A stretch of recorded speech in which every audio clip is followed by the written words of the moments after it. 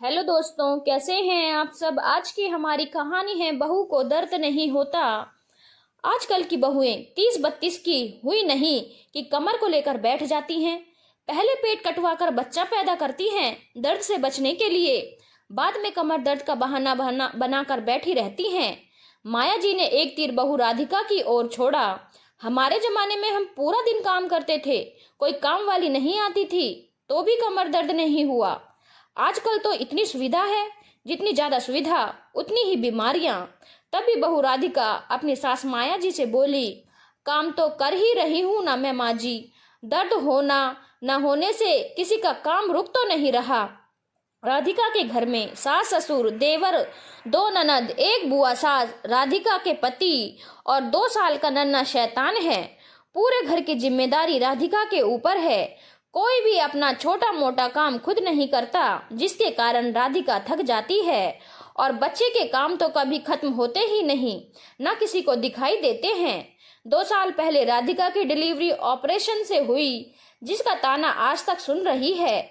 जब ऑपरेशन हुआ, डॉक्टर ने आराम करने को कहा और ज्यादा देर बैठने से मना किया था, लेकिन भरे पूरे परिवार में कोई बच्चे की जिम्मेदारी नहीं लेना चाहते थे। इसीलिए दिन रात राधिका को बैठा रहना पड़ता।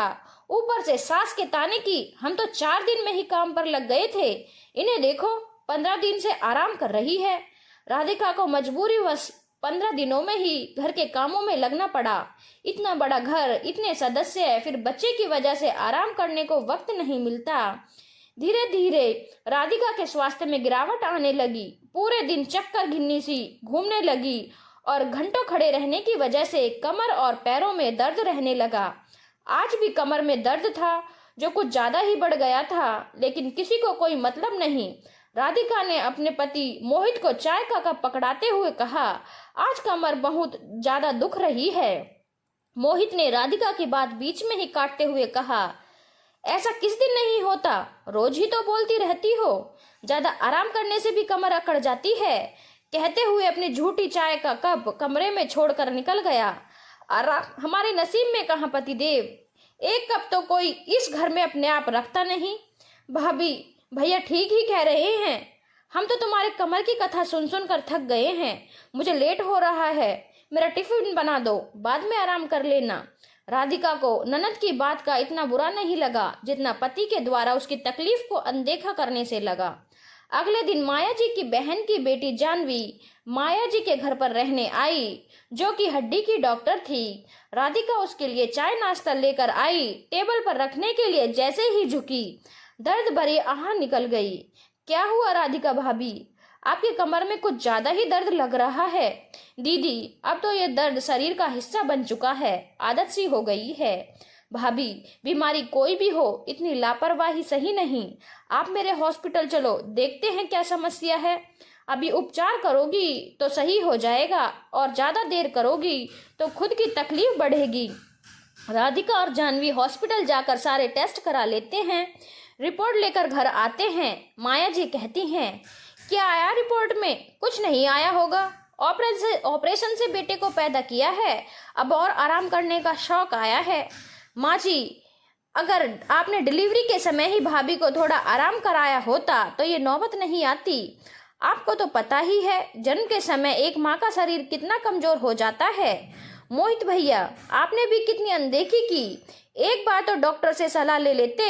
भाभी की रीढ़ की हड्डी में ज्यादा देर तक खड़े रहने और वजन उठाने की वजह से थोड़ा गैप आ गया है, तो अब क्या करना होगा? मोहित ने चिंता जताई।